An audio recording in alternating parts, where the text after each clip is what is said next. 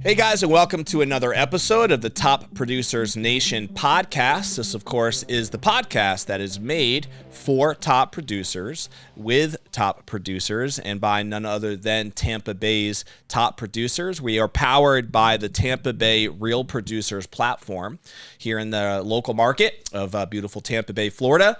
And our goal is to help real estate agents become top producers in their desired market anywhere in the country. So you can check out our free community to join at topproducersnation.com. You can see the different resources there to help you become a top producer, including coaching, consulting, calls. We even have a course that you can look into and be able to really learn a ton of great things on your own to help you build your pipeline and build your business based on a lot of the conversations that we have with top producers here in this podcast. So we also have partners, of course, who support the Tampa Bay Real Producers platform here in this local market. And we bring our partners onto the show as well to be able to dive into their story and their services and show how they make a difference in the local community. So today we have Jon Fasick with Premier Movers for Less. He is one of those partners that supports Tampa Bay Real Producers. So Jon, good to have you here, man. Yeah, thanks for having me. No doubt. Yeah. It's good to have you here. Excited to dive in a little bit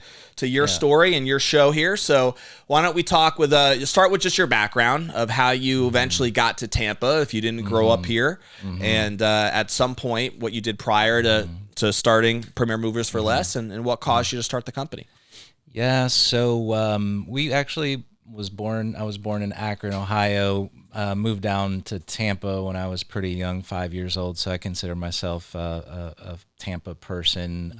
This is my home. It's going to be my home forever. So you grew up here most of the years. Yeah. You're a local for the most part. I really am. Just missed a couple of years, but I love Tampa. We're definitely planting our roots here and not going anywhere. Yeah, so that's how we wanted to start a business here. So how that kind of went was my entrepreneurial experience. Really, my family has always been, had their own businesses. When we moved from Ohio, my dad moved down to start a vending business, vending machines, and way back in the day. So, that's such an impression on my childhood to have left where I was born to go and follow a dream of doing something different in a new city, new town, and everything. So I think that had an impact on me. But so entrepreneurship was in the blood, huh? Yeah. We've done started a business with my mom when I was in my mid-20s, which working with family, that's pretty can be stressful, but also very rewarding. But what business was that? So it was a service entertainment events business. Okay. So kind of in the service industry, Sure. which kind of led me into looking for something more of a every day of the week service type business. With the events business, we always had like really great not even reviews, just feedback from customers, very high customer service. Nice. So did you guys sell the company, or did you end up someone take it over? Really, yeah, my brother and my mom kind of kept it going, actually. 10 years now, I guess. So it's still operating, business. huh? Yeah. Nice. Just slightly. Okay. Yeah. It's kicking. Still breathing. Yeah. Still a heartbeat, huh? Still does. So when did you start Premier Movers for Less?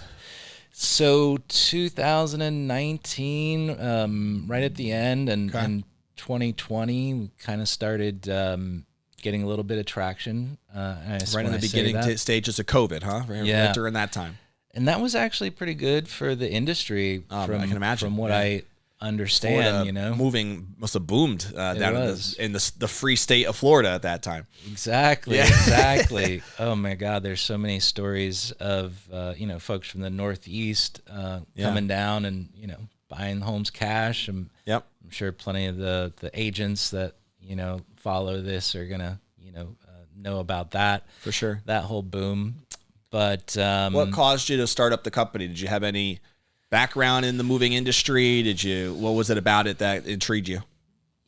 I was with a logistics company for about 20 years, And so I'm very much a loyal person, right? So, but after about 19 years with that company, the ownership was looking to sell, and I had done every position in the company, and from starting as a driver up to a sales manager and operations and all this stuff. But when they went to sell, they stopped really caring about anything but the numbers, and so it just kind of left me unmotivated. So I wanted to, take my initiative, and, we started this. Okay.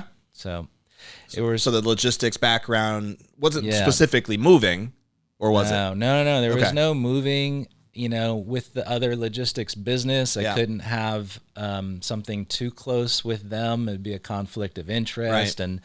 And, being with that company for so long, I'm sure they would think that I had a lot of secrets that they didn't want me to capitalize on the market. So it completely went different from what they did. And I'm sure they had you on a non-compete and some yeah. reality anyway. So was there anything about like the moving industry when you started digging into it that surprised you in those early times of first year or so in the business? I love that question. And I think everyone that's ever moved themselves realizes that by the time you're halfway into the move, you've got more things than you thought you had. Oh, for sure. And and that's when reality hits, and you're like, how am I going to get all this done and moved? And I got to be out of the apartment, or I got to be out of this place by tomorrow. So similar, I came into the industry thinking, okay, you just need a couple of dollies, you find a couple of hardworking guys, and this is going to be, easy money. But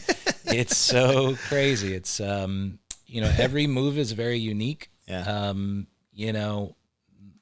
Guys typically, they've got their prized possession, their, nice TV, and, but then, every family is a little bit different. Sometimes you got heirlooms, and you've got antique tables, and so every family kind of has their their very unique favorite items. Right. So like our movers really have to have focus when they come in to somebody's house, that these precious things are really handled well. Yeah, so makes sense. Every move's different. They all got that sentimental value about something that you would look at and think this is kind of a piece of junk, but for somebody else, it's like the most precious thing that they're moving, right? Yeah, you never know. So we train the guys to kind of treat everything like it's that precious piece, because you never really know.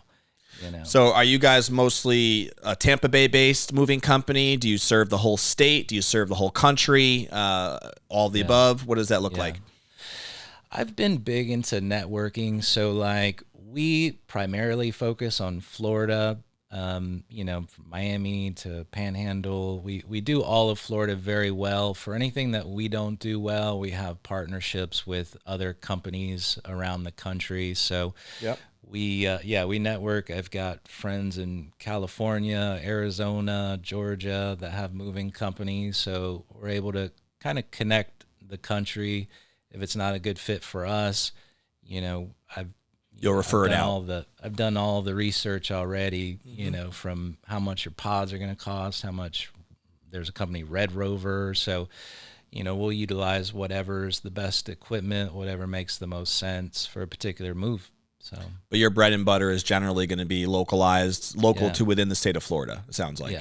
Yeah. I don't know the percentage, but I mean, you'd be shocked about how many people move like within a mile from their house. It's probably the biggest. It's a higher percentage, right? People are really staying right around that same area, and then they just want to change the size of the home, but they love the area, they love the neighborhood. They don't want to uproot their entire life. They just want to have a different place to live, right? Right. Yeah. So on the occasion, you get the someone takes a new job in Miami, and people that are just graduating school and taking off to a new city. But a lot of it is just right locally, and so, and even these can be very complex as well.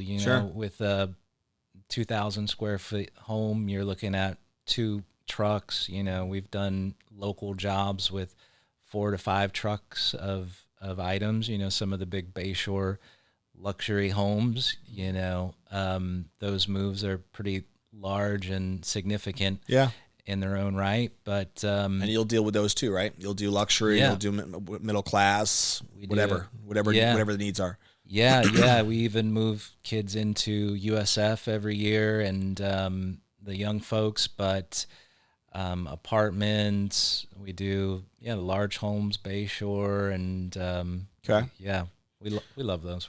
And so Premier Movers for Less is not a franchise, right? It's your brand. Correct. You started the company, and do you have there's not like multiple locations necessarily. It's the one entity, one brand, and serving the state of Florida. Right. Okay. Right. Yeah. And so what role over the years now, Jonathan, has your relationship with real estate agents played in the success of the company or in the growth of it? Was it something that you started focusing on early, right away? Did that evolve later? What's that look like for you? Probably my second year, I joined a BNI group, and I was approached by a realtor agent in that group that, I thought she was such a dynamic person, and that that was going to be a good avenue for us, but it's never been something that we've leveraged as a business. But this year is a priority for us to make more connections in the community, and that's where we, sought out the partnership with you guys. Sure. And a couple other groups. Paramount Homes, we're doing a little with bit. Keegan and the team over there. Keegan, yeah. And so we've been partnering with them, and so actually I see great promise with these connections with the agents. And I mean, I feel like I'm going to be here for 30 years, and I think that or more, that's how long I'm envisioning the business being around for. But the partnerships, the connections, it's time to like really work with the people that know what the industry is about, and probably most of them don't have a good mover, I would imagine. And I'm sure you've heard some horror stories over the years, huh? Oh yeah, there are. There's tons of wrong turns that you can take when hiring a mover, and being that Tampa there's so many hustlers out there with your like handyman guys that they're plumbers on the weekends, they're movers on the weekends. So they don't have a brand, and if you happen to call one of them, I mean, I've got some really bad stories actually. If you happen to call one of them, you could get yourself into a problem. So and that's probably why a lot of times realtors keep their hands off. Sometimes things just magically disappear, right? From one move to the next on the truck, especially you hear that a lot with cross state moves, right? Exactly. But I would imagine even if you get the wrong person, even with the local stuff, like things just kind of, where'd that go? I don't we know. moved 5 minutes away. How did this disappear? I don't know if we are going to go into worse stories with movers, but I think it's something we in the industry like to talk about worse mover stories. But the one that came to mind was a non-branded company that I ran into the guy at a truck rental place. He told me he was a mover, and he ended up going out to the job that day, unlicensed mover. His friend / employee, within 10 minutes of starting their move, broke like some really nice vase of the lady's house. So they just loaded themselves up in the truck and took off and left the people like hanging completely. And the guy actually was kind of joking and laughing about this. So like I think, most people are genuinely like trying to do the right thing, but like if you have some element of customer service where they actually care.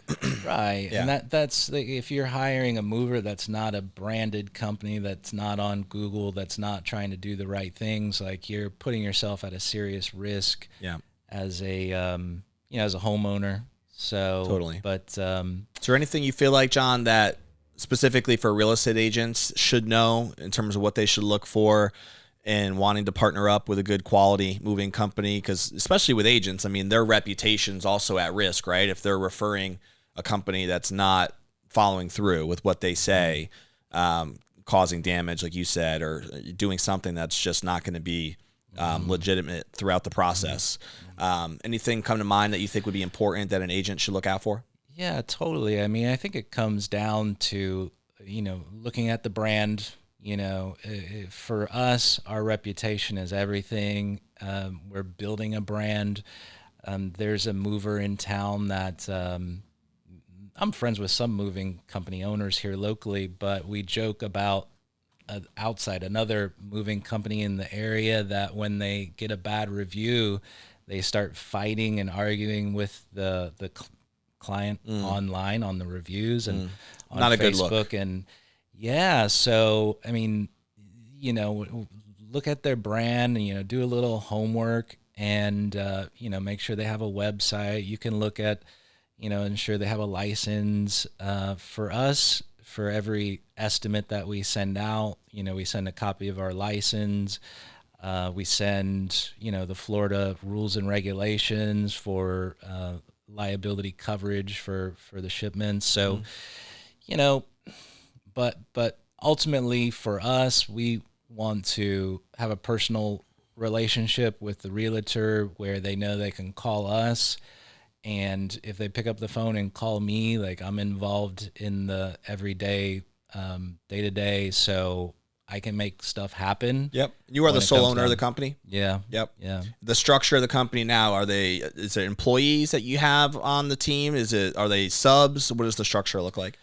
We utilize both from W-2 or 1099 workers, and 1099 is very prevalent in the industry. Sure. But what it based comes on down need, to, right? Like how many movers, if you have a bigger job, you might need to bring more in. Yeah. Yeah. So, I mean, all the guys that we send out work for us on a consistent basis. They know our regulations and rules on how we handle things. So it's not, we never bring someone in off of the street per se. So it's really about sometimes 1099 contract workers. You can save a little bit of money on some costs. Sure. So sometimes it makes sense to have those guys. Sometimes it makes sense to have an employee to handle everything. Yep.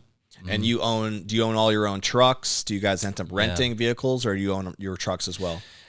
Yeah, actually we had one of our biggest days yesterday, and we had our 4 trucks and we had 5 trucks rented out. So definitely there's a lot of surge in this industry. So again, to keep costs down, like we don't have like a big warehouse, and we live within our means to be able to provide a fair priced service. Yep.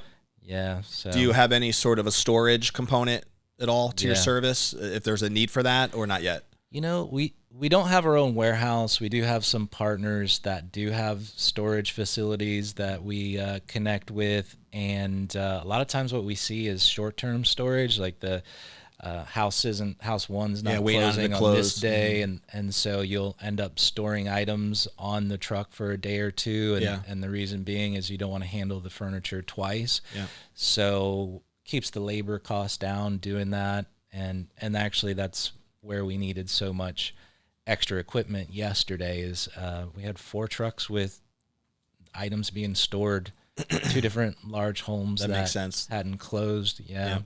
Okay. That makes sense. How do you generally go about meeting your agents now? Is there any, do you do any sort of, meet and greets at brokers' offices at all? Has it ever been a focus of yours? Or I know with Real Producers, obviously we have our events and different things now to try to build that network a little bit more. But has there ever been anything that's worked for you in connecting that way with agents, or is this all, we're still building that process? Because I've been in the day-to-day business, I really haven't, developed a process on this. Yeah. I'm really just trying to get out in the community now, and, with a couple partnerships, yourself and with Keegan's team, trying to connect with people. You found a great partner there. I know Keegan and his team do big volume, and he's actually a member of our monthly mastermind as well, the one upstairs, as you know, and they're doing some big things over there. What's interesting is, one, their team is is genuine and great people. And Keegan, when I first met him, he, went to lunch with me. He spent some time, and I just really like how they run things, how their office runs, like the culture. And this is like a little promo for Keegan's team, but they're nothing wrong with really that. Good. We like his team here. Yeah. Well, I mean, that says something too. We like giving love to people when it's deserved, so it's all good. Yeah, I mean, to have two people talking about one real estate team, I mean, it says something about what they're doing. But I'll go over there on their Tuesday morning meetings with their team, and everyone's engaged and focused on the big goal. So, I mean, someday I do want to have something similar with that size of a team. Yeah. Well, I know that someday I will, but... Are you dealing with all the hiring and stuff yourself right now? Is that run through you? Not currently. Okay. Not currently, but... You've been adding... just meaning you're not currently hiring, or if you were, would that still be running through you, or do you have other people now involved? I have an operations manager that's doing the hiring, okay. and hopefully we're expecting things are going to start to... heat up here. Yeah. You see a couple fluctuations here and there, and I'm glass half full. I'm sure a lot of the realtors, maybe they have a little bit more history on the trends, but I think it's about that time. Yeah. I think there's some things moving for sure. I see some good signs and good initial conversations being had with a lot of these top producers. I have been seeing some things picking up here as well, just to kick off 2025. So that's got to be good for the moving industry. One would think. Exciting. Yeah, no doubt. Yeah. Is there any, like, when you define like the types of moves that you do, is there such a classification on, hey, we do this, but we don't do that? Is that true at all in your industry, or you guys can handle pretty much anything? Well, we've kind of built our business about making the move easy. So like for us, we connect you with storage, we can connect with cleaners, we can connect with TV hangers. We really try to do everything that you're going to need to get things moved. So we mentioned about small moves or large moves. Like we try to do it. We try to do it all. Yeah. Okay. And the process, I guess, is you provided some sort of a quote, proposal, then go from there. And if that's accepted, then the process gets started, right? Pretty cut and dry. Right. Yep. Yeah. We do over the phone estimates. We do in-person estimates. And, is that generally based on the size of the move in terms of how many hours it would take to do it? Or is it based on square foot of the home, or how do you usually determine that? No, yeah, you're exactly right. Yeah, if it's a one-bedroom apartment, we kind of know, give or take within an hour, what's going to happen on that. If it's a two-bedroom, we have a pretty good idea. But then when you get into larger homes, there's a lot more variables at play. So on those, we probably would insist to come out and take a look. But AI is going to be a thing. There's some technologies out there that we're toying with to see that can make the inventory process a little bit easier for folks, and again for us, making it easy to do business with us. Oh, that's interesting. What role do you feel like AI is going to have in the moving industry? There's two different softwares, or maybe probably more, that are doing where you can pop your phone up, turn the camera on, through their app, and just scan the room, and it's going to pick up, this chair, armchair, end table, and then, that's it. You really don't have to talk too much to a human, but, so there's that. It's not like working perfectly just yet. They're still improving upon that. And then, from, just the AI kind of receptionist, being how intuitive they're voice getting. AI system. Yeah. The voice AI receptionist. I mean, for me, there's like some little pauses when the AI receptionist is talking from my demos. And if that gets a little bit quicker, it's going to be just like talking to a human, probably a little easier for a potential client calling in, because it's just business, you know. One that never sleeps, and they're going to answer the phone, right? Right. Yeah, I'm excited about it. Yeah, I can see the value there for sure. Any business that has a reliability on just making sure that the initial contact is being responded to, right? Any initial phone call coming in at any hour, And I guess in the moving industry, you never really know when that call might be coming in and the need is there. Yeah. So yeah, I could see the value there for sure. A lot of overnight calls, actually. Yeah. No, it makes sense. Just based on, hey, I finally got off of work and now it's top of mind, and you see if anybody picks it up, right? And they just dial at that moment and see what happens. And right now, you do that, you're getting a VA in another country. So, that's a huge market in the industry, is the VAs out there answering the phones. But currently, we do everything in-house. So we do have some limits when it comes to the time of day. But so, yeah, that's why it is interesting for us. Yeah, makes sense.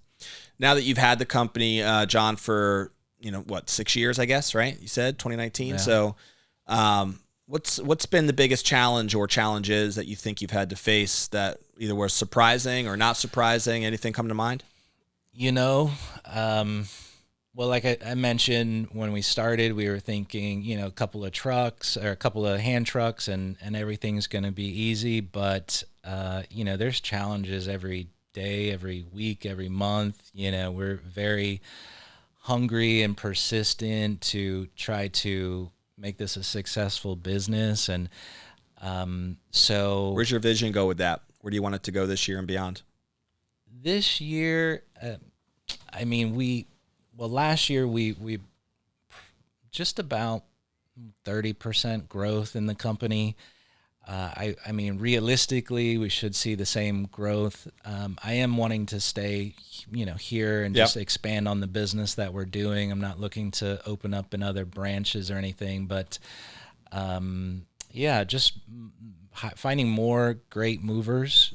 We've got the best moving team in Tampa. That's one of the bigger challenges, right? Is the hiring side. Yeah, that's probably the restraint or the constraint on the business is you can't just hire movers, train them, and have them out there and in people's homes in an instant. There's a process to it, so I think that'll always and the trucks, the amount of transportation that you have, I would imagine, is that the pigeonhole.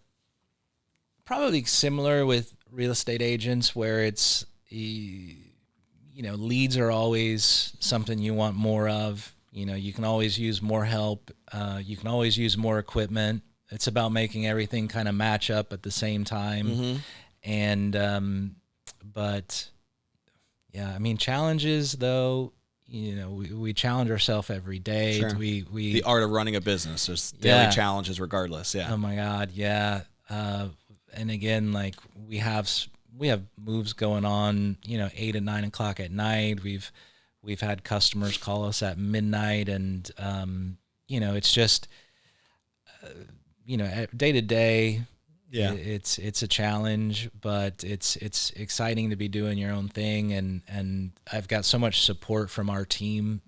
I've said this at one of your Real Producers events, like the one thing that separates us from other movers is, you're not going to out-care my team. We care about every move more than any other mover. And with that sort of culture and that sort of mindset, if you look at our reviews, it's like that's why. And that's why we keep the snowball, 30% growth is like, I feel like that is a low goal for us. But figuring out what's the next, leads that are going to come in, what's Google going to do to us this year. And, they're always changing things. That's one of our largest lead providers. And, I do actually love talking to real estate agents about how they're bringing in leads pretty similar. Yeah, there's a lot of different strategies out there for sure on bringing those in. You mentioned too that you had like an affiliate program designed for real estate agents. Definitely something I think we want to mention for sure for the community here. So how does that structured and how does that relationship benefit an agent? Yeah. Well, we actually have a software that does manage the process, but the great thing that we are giving is up to $150 off a move. So if a realtor is coming to us, they can essentially give their client a coupon for a discounted move, and then on the back end, once we complete the move, our software will reach out to the agent, to the realtor, and get them a gift card for connecting us. So it's super easy. It's actually a AI platform that will stay in contact and touches base with the realtor. And so it's super easy. And the great benefit is that you're actually passing a discount on to your client as a realtor. And we do other perks too, like, Sure. Boxes and, TV packing and things like that we throw in to really wow the client, to really, I've seen the stats about how many people want to do business with a realtor that gives their clients some extra perks. So Yep. it's something like 70 or 80% if people would rather work with a realtor that's going to give you some perks. So this is how we're trying to add to that realtor giving some perks. So, Yep. We'll No, it makes a lot of sense. We actually teach a lot about that in our Top Producers Nation community when we do our videos as well, just about how to be, what we call the USP, right? Unique selling proposition. And sometimes as an agent, even as something as simple as having, like in your listing appointment, when you sit down with a prospective seller, being able to say, hey, part of working with me means that you're going to get $150 off of your move. That's because of my partner with Premier Movers for Less. And you literally can ingrain that into your offering, right? And into your presentation. And it's funny how sometimes those little things just make you different. They really separate the agent from the other agent who's trying to get that business. God knows there's a lot of them out there. So every little thing can make a difference. So even that itself is a good selling point, I mean, I think that's out carrying your competitor as a realtor. I mean, that's like looking for other options for your client to add value to them. And yeah, I think people can see that, For sure. People can see from your heart that you actually care about, like, they're finding the right house. So they can sense it and they feel it. And again, it makes sense logically. Like, you have to be thinking, what am I going to be doing that's separating me from other people in the industry? You have to think about that in your business, right? As a mover, what is it that you can bring to the table? And you just laid out some of the things that you guys are doing, that it's different, right, than what other movers are doing. And agents have to feel the same way. And sometimes that's just partnering with the right vendors and being able to have those in their back pocket, as a tool. We're going to put a bow on the episode here, but I wanted to do a couple quick rapid fire questions for people to get to know you a little bit more. Okay. So let's go. Do you have a favorite book, author, seminar, as I lose my voice, that has stood out to you at all or made an impact on you personally or professionally? I'm a big Alex Hormozy guy. Nice. And, so I love the art of business. Right now I'm on a, let me see, what's the book where, man, it's slipping my mind right now. It's a author called Stephen Cutler. Covey? No. Okay. Yeah. I've never heard of him. I've read a couple of Stephen Covey books. It's about the science behind getting into a flow state in your life, and he talks about just kind of positioning things in your life to like produce more, like to be more efficient. So I'm kind of digging that vibe about That's flow. cool. Yeah. Yeah. Efficiency is always a good thing. Yeah. Anything we can do to get better in that area. What's a favorite hobby? What do you guys love to do for fun when you're just, not jamming in the moving business? Yeah. I sold my boat to keep the business, to cut down on distractions. So you're for all the in, business. Huh? Yeah. But I'm a golfer on Sundays when we're nice. A little bit slower. This week we're down at Summerfield golfing down Riverview area. That's cool. But I think golf, trying to do a little pickleball, but golf's really kind of the itch that I have to scratch every month. What are you shooting nowadays? What's your handicap? I'm about an average person, man. 95. There you go. Yeah, we can probably golf together then. Yeah. If you were going to say in the 70s, I'd be like, you're out of my class. Out of my class, bro. I do love golf too, but I don't get to play as much as I would like with the 6 little ones and the business and all that jazz. But it is fun. I'm actually playing Monday with a buddy who's in town from Connecticut, so we're going to play over at East Lake Woodlands. Nice. You ever play that course? One, no. Yeah. So we're playing Monday afternoon, actually. So I'm trying to remember. I think it's the last time I haven't been out in few months now. Sometimes that's a good thing. Yeah, we'll see what Forget all happens. I could get rusty or I could get lucky. So we'll figure it out. But Monday should be fun. I look forward to it.